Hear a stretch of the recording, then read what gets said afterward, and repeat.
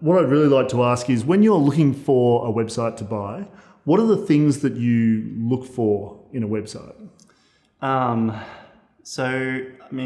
There are a lot of factors, lots of things that I really like to see. In general, it's high margins. So I like any site that has high margins to it, low expenses, high profit, or high income. What that does is it gives me room to reinvest that money into the website to grow it. There are a lot of other factors like domain authority, history, and more obscure type stuff that's sort of not really possible to put an exact value on. But yeah, that's usually what I'm looking for. So do you subscribe to the Warren Buffett approach of invest in what you know? Invest in what you know. Yeah. Although, having said that, I am in plenty of niches I know pretty much nothing about.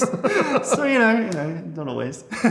So do you have particular favourites, I guess, in terms of the types of niches you look at, or the types of sites that you like to invest in terms of how they're monetized or how they operate? No, actually I don't. I definitely have favourites, like not niche, but favourite monetization methods, and generally the content type sites are the ones that I like the most. Okay. Advertising or affiliate revenue, because they're the more passive ones that don't require my attention 24/7. Fair enough. And do you believe, in terms of return on investment and that sort of thing, that they're the best ones for you to invest in as well? Yes. So return on investment is pretty much everything when it comes to this. So when I invest in a website, I always intend to make that money back through the website. Yeah, if I can.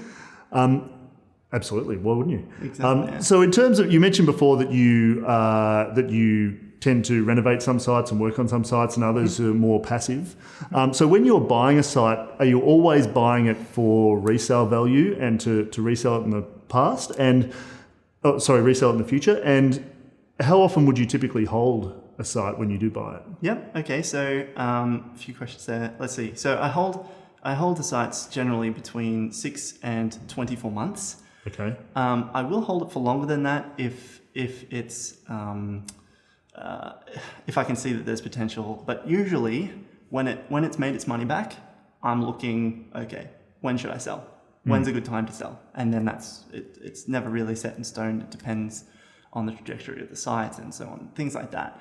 But every single site that I buy, I have the intention to sell eventually. Yes. Okay, so you wouldn't look at investing in a site and holding it for a long period of time just to generate revenue through that? It's not really your game? Maybe eventually. At this point, no, I'm not doing that yet. Okay. But I do own a couple in my portfolio. I know I'm going to hold for more than 24 months. So, there are definitely ones that are exceptions. And is that something that you can recognise upfront? When you're buying it, that it's going to be one of those ones you might hold for a longer period of time? Yeah, I can tell. You can tell? Yeah, I can tell. They usually have a lot more established business. They've got a history that is consistent or slowly uptrending. I can usually tell. But, I mean, the plan. You set a plan, and those things generally change over time anyway. So, never know 100%. No, exactly. So I imagine, as someone who is buying sites for resale value, you're always on the lookout for really well-valued sites. So sites that you can buy at a lower price and then sell for a higher price later on, right? Yes. So can you tell us a little bit about the valuation process that you use? How do you value a website that you're looking to buy?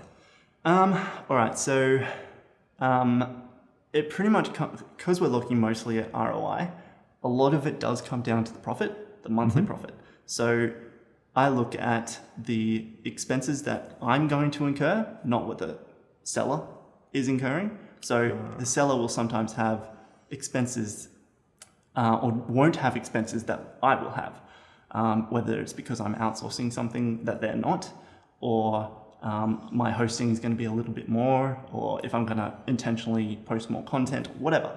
And that's a really important point, right? That what they do might not be the same as what you do, depending on your skills and your contacts and all those sort of things. Exactly, yeah. And as someone who runs 15 sites at a time, you don't necessarily have the time to put 20 or 30 hours a week into one site. Exactly. So you might incur more cost to outsource that. Yes. Yeah. Yeah.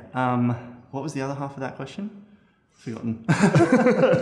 It was how do you, I just wanted you to walk through a little bit of your valuation process. approach. Yeah. So Yes, how do you value a site? Yeah. So you talked about the expenses side, which was Yes. might be different from what the seller has. So I generally get the profit. And then figure it out monthly multiple based on that. There's lots of other factors like, like I said before, the history and so on like that. General rule of thumb though is I only spend more, or I only spend less than what I think I can sell it for. So if a site I think I can sell for 20 grand, the seller is offering it to me for 15, that's a good deal for me because I know that I can get that. But that's something that I've built up over time through experience. So it's not something that you can, a newbie can come along and know. It's something that I just know from myself, this is the sort of site that I think I can sell. I know that the market value around this is this and so on. So, yeah. But you know that because you've been doing this for a number of years. So if you're talking to someone who's looking to get into this space, then is experience the only way for them to get to that point and to learn it? Or are there other things they might be able to do to get up that experience curve more quickly? In terms of buying and selling, no, you just have to do it. Because it's a different world. Like you can be an expert at building sites, but have no idea how to sell them. Okay. Or have no idea how to buy them. There is a lot of things that you don't really think about if you haven't done it for, at least a year, I would think. Which is why one of the biggest advice that I would give to anyone starting out is to start small. Very small. So never ever invest, for your first website, never invest more than what you are prepared to lose. So if you're happy to take that money and flush it down the toilet, that's a good site. You should get that one. Not that you want to do that. No. Obviously, your intention is to make money with it and eventually make your money back, of course. Yep. But when you're new at something, you make mistakes. And that's just a fact of life. So long as you're aware of that and you keep moving forward, that's fine. Okay. Yeah. So, Joe, I just want to close out a little bit more on the valuation. So you spoke a little bit before about how the expenses that a seller who's selling you a site might incur might not be the same as the expenses that you incur when you take over the site. Does that apply to revenue as well? No, it doesn't. The reason being because it